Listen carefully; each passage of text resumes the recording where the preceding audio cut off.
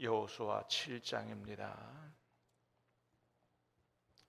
1절부터 15절까지 말씀을 받겠습니다. 여호수아 7장 1절로 15절까지입니다.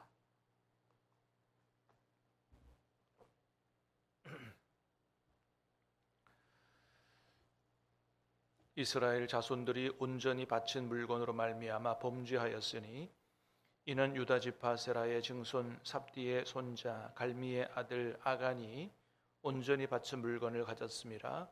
여호와께서 이스라엘 자손들에게 진노하시니라.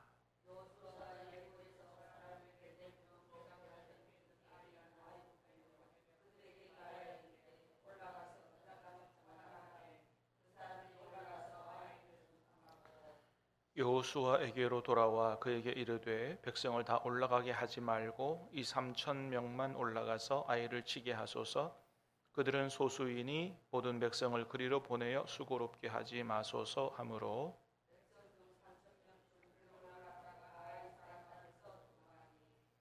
아이 사람이 그들을 36명쯤 쳐 죽이고 성문 앞에서부터 스바림까지 쫓아가 내려가는 비탈에서 쳤으므로 백성의 마음이 녹아 물같이 된지라.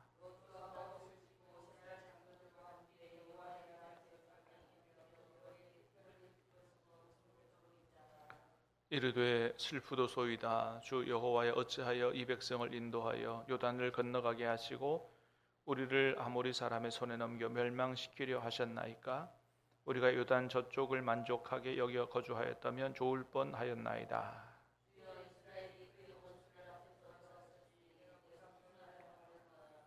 가나안 사람과 이 땅의 모든 사람들이 듣고 우리를 둘러싸고 우리 이름을 세상에서 끊으리니 주의 크신 이름을 위하여 어떻게 하시려 하나이까 하니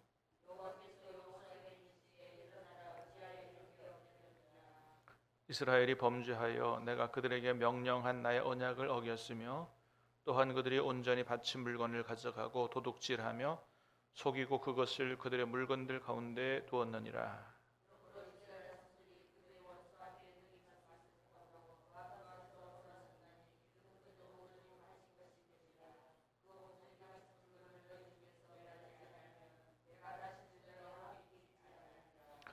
너는 일어나서 백성을 거룩하게 하여 이르기를 너희는 내일을 위하여 스스로 거룩하게 하라. 이스라엘의 하나님 여호와의 말씀에 이스라엘아 너희 가운데 온전히 바친 물건이 있나니 너희가 그 온전히 바친 물건을 너희 가운데에서 제하기까지는 내 원수들 앞에 능히 맞서지 못하리라.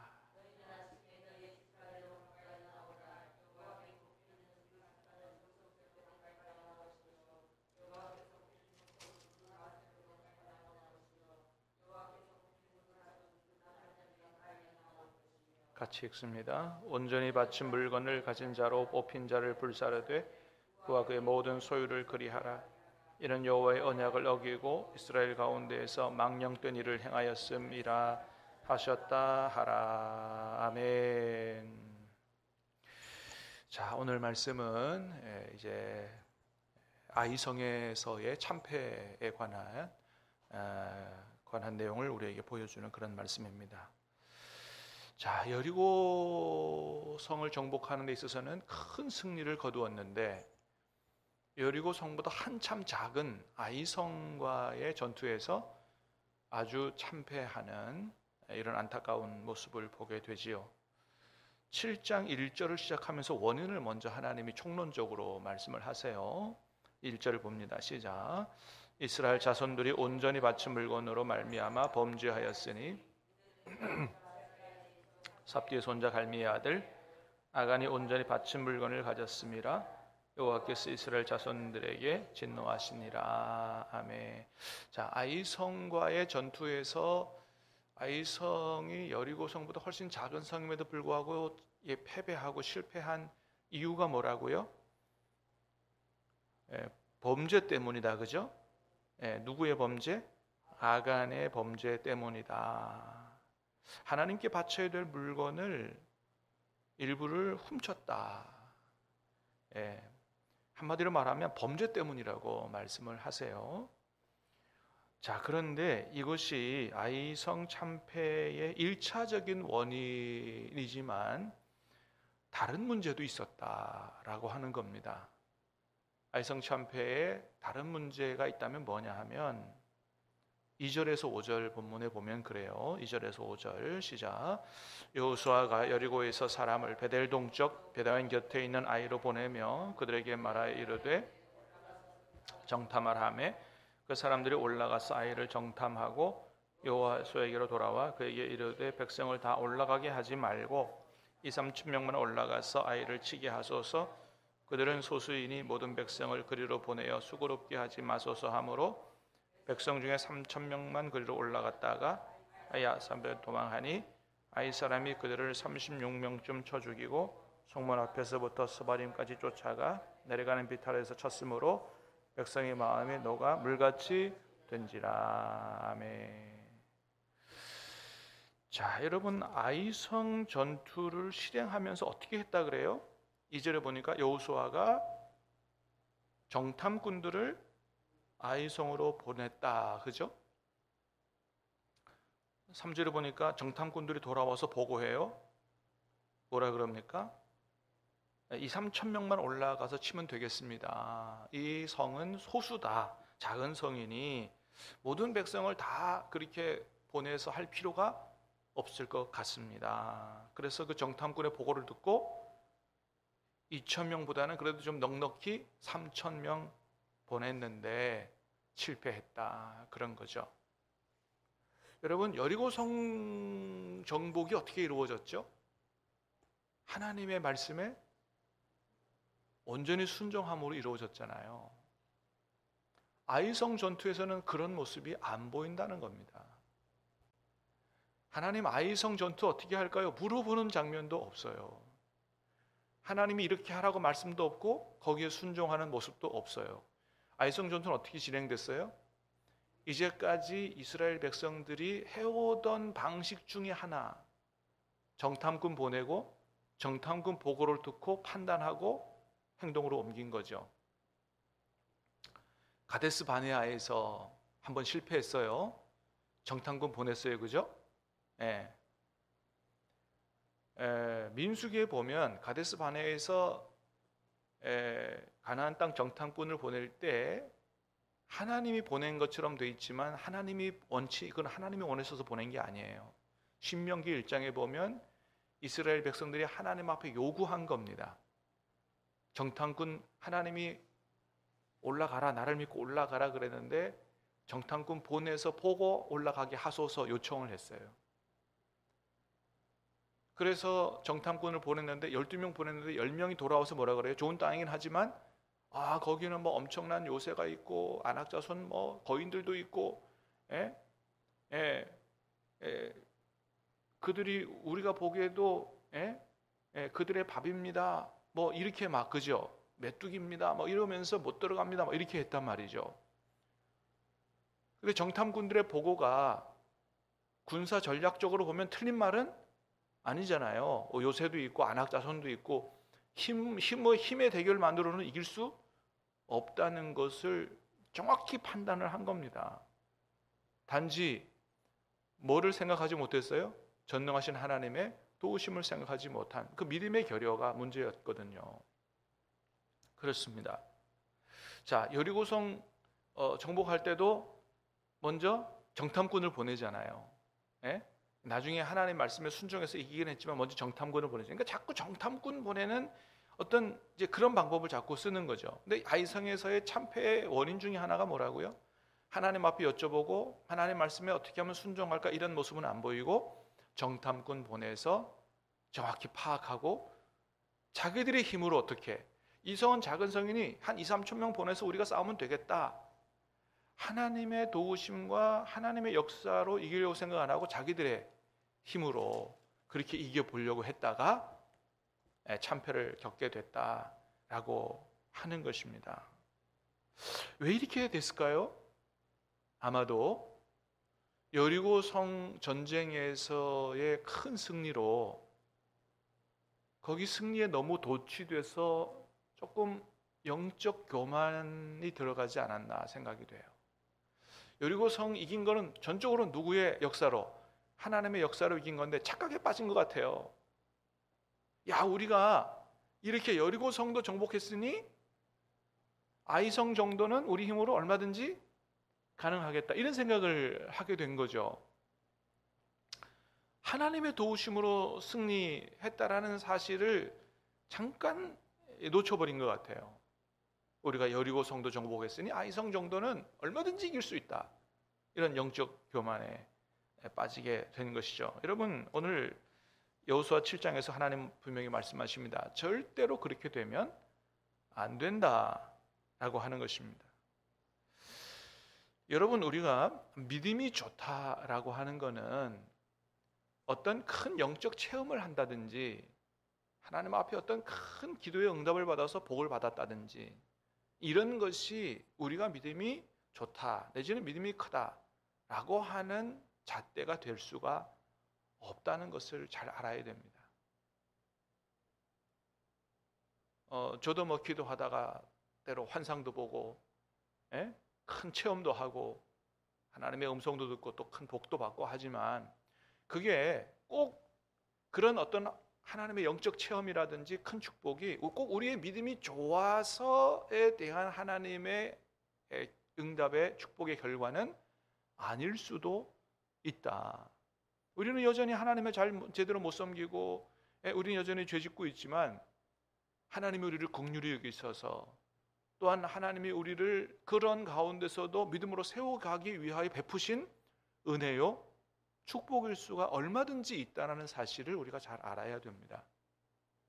여러분, 우리가 잘 아는 것처럼 북이스라엘의 왕들 중에 한 명도 하나님을 잘 섬긴 선한 왕이 없었어요.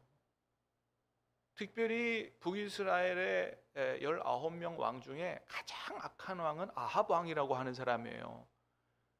바알 숭배를 두려운 이세벨하고 결혼해서 북왕국 이스라엘을 바알 천주로 만든 사람이에요. 그런데 정치, 경제, 군사적으로 아합이 다스리던 때가 북이스라엘이 굉장히 강한, 부강한 나라가 됐을 때입니다. 또 여로보암 2세 때가 북이스라엘이 굉장히 부강한 나라가 됐을 때예요. 그들이 하나님을 잘 섬겼느냐? 그렇지 않습니다. 엄청나게 죄를 짓고 하나님 앞에 잘못하는데도 불구하고 하나님께서 그 나라에게 큰 은혜를 베풀어 주셨어요. 영토도 굉장히 확장됐고요, 힘도 굉장히 생기고요, 부강한 나라가 됐다고요. 하나님을 잘 섬겨서 그렇게 된 게 아니라는 것입니다. 여러분, 남유다도 마찬가지예요. 물론 선한 왕들이 많이 있었지만 아주 하나님 앞에 우상 숭배하고 잘못한 왕들도 많이 있었어요. 그럼에도 불구하고 하나님이 당장 이 남유다를 쳐서 심판하고 멸망시키지 않으셨어요. 그 이유가 뭐라고 성경에 기록하고 있어요? 그의 조상 누구 때문에? 다윗 때문에 그렇게 하셨다고 말씀하고 있습니다. 그러니까 우리가 큰 은혜를 체험하거나 하나님의 축복을 받는 이유가 꼭 내가 하나님을 잘 믿고 좋은 믿음 때문에 그렇지도 않을 수가 있다라는 사실이에요. 다른 것 때문에 하나님이 나를 긍휼히 여기소서라든지, 아니면 나는 잘못하지만 예수님의 중보기도 때문이라든지, 아니면 나의 아버님이나 내 조상의 믿음 때문이라든지, 얼마든지 그렇게 복을 받을 수가 있다라고 하는 겁니다. 그래서 우리가 어떤 큰 영적 체험을 한다든지 큰 축복을 받을 때 절대로 그것이 내가 믿음이 좋아서라고 착각해서 영적인 교만에 빠지면 안 된다. 그것은 하나님이 내게 베푸신 은혜의 결과지, 말 그대로 우리가 은혜 받은 것이지, 은혜 받은 것은 어떻게 해요? 감사의 제목이지, 내 자랑거리나 어떤 영적인 교만의 재료가 돼서는 절대로 안 된다라고 하는 것입니다. 여러분, 하나님 보실 때 믿음이 좋다는 것은 그렇잖아요. 우리가 큰 체험을 하고 축복을 받은 것은 하나님이 우리에게 주신 거잖아요. 그러니까 하나님이 주신 은혜의 축복이지, 믿음이 좋다고 하는 것은 어때요? 어려운 환경 가운데서도 믿음을 버리지 않고 끝까지 믿음을 지키면서 끝까지 하나님 바라보고 하나님의 말씀에 어떤 경우에도 순종하고 사는 그런 자세가 믿음이 좋은 거지. 어떤 큰 체험을 했다든지 내가 하는 모든 일이 다 잘 된다고 해서 그게 다 우리의 믿음의 좋은 결과가 아니라는 사실을 잘 알아야 됩니다. 그래서 절대로 그런 일로 우리가 하나님 앞에 우쭐하거나 교만해서는 안 된다라고 하는 것이죠. 그런데 이스라엘은 여리고 성과의 전투에서 승리를 거둔 이후에 살짝 영적인 교만에 빠졌고, 자신들이 얼마든지 자신들의 힘으로 아이성을 정복할 수 있다고 판단한 결과 큰 실패로 이어지게 됐다라고 하는 겁니다.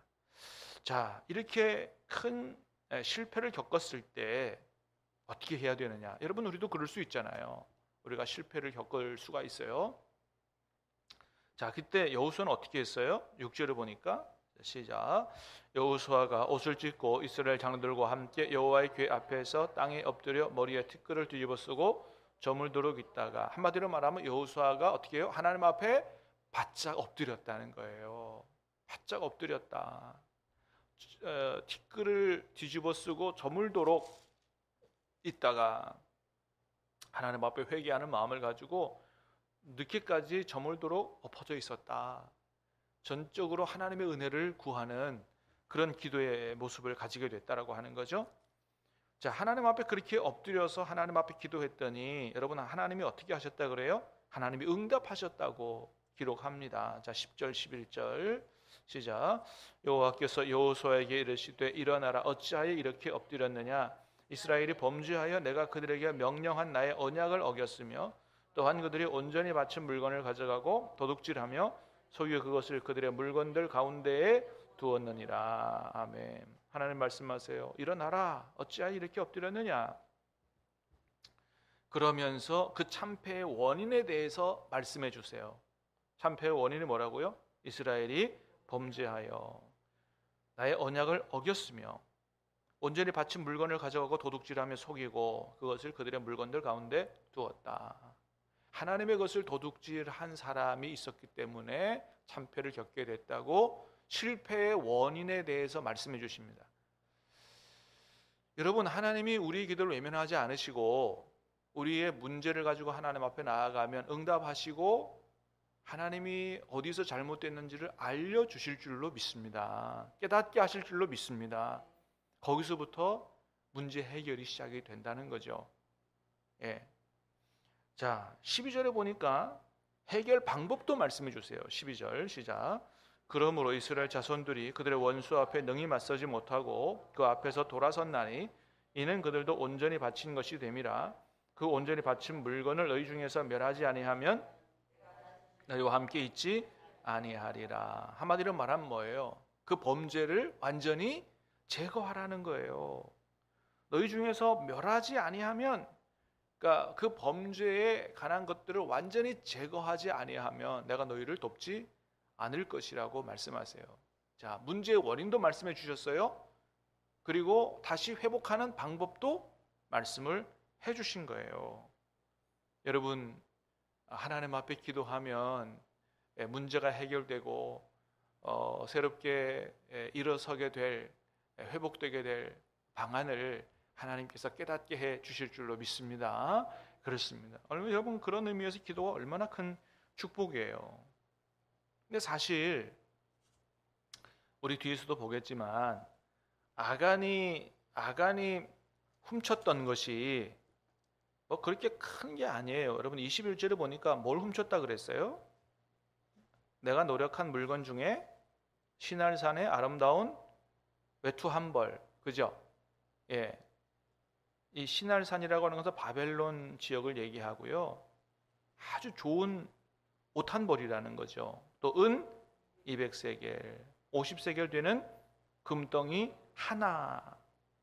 그러니까 여러분, 여리고 성이라는 어떤 그 큰 도성을 멸하고 훔친 것을 보면 그렇게 뭐 대단히 큰 거는 아니에요. 한 도성 자체가 다 무너졌고 거기에서 이런 거 옷 한 벌 훔쳤고, 좀 비싸게 보이는 옷 한 벌 훔쳤고, 좀 뭐 금덩이 하나 훔쳤고, 그렇게 큰 게 아니에요. 아주 작은 범죄라고 할 수 있어요. 이스라엘 백성 전체를 보면 아주 작은 범죄예요. 그런데 그것 때문에 무너졌다는 겁니다. 하나님 뭘 말씀하시는 거예요? 작은 범죄 하나를 우습게 생각하지 말라는 겁니다.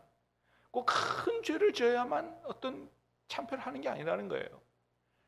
하나님께서 우리에게 원하시는 것은 아주 작은 범죄도 우습게 여기지 말고 용납하지 말고 온전히 하나님 앞에 바로 서라, 온전히 거룩하라 라고 하는 것을 말씀하시는 겁니다. 오늘 말씀을 통해서 하나님 우리에게 그렇게 말씀하시는 거죠. 뭔가 실패가 있거든 너 자신을 돌아봐라. 내가 용납한 아주 작은 범죄는 있지 않냐 돌아보라고 말씀을 하시는 거죠. 자, 오늘 말씀을 통해서 하나님 두 가지 말씀 하십니다. 항상 하나님 앞에 겸손해라. 하나님의 은혜를 잊지 말고 늘 감사하라. 두 번째는 작은 범죄 용납하고 그렇게 하고 있지는 않는가. 우리 자신을 돌아보고 그런 범죄가 남아있다면 철저히 박멸하고 제거하고 하나님 앞에 온전히 거룩하게 서라.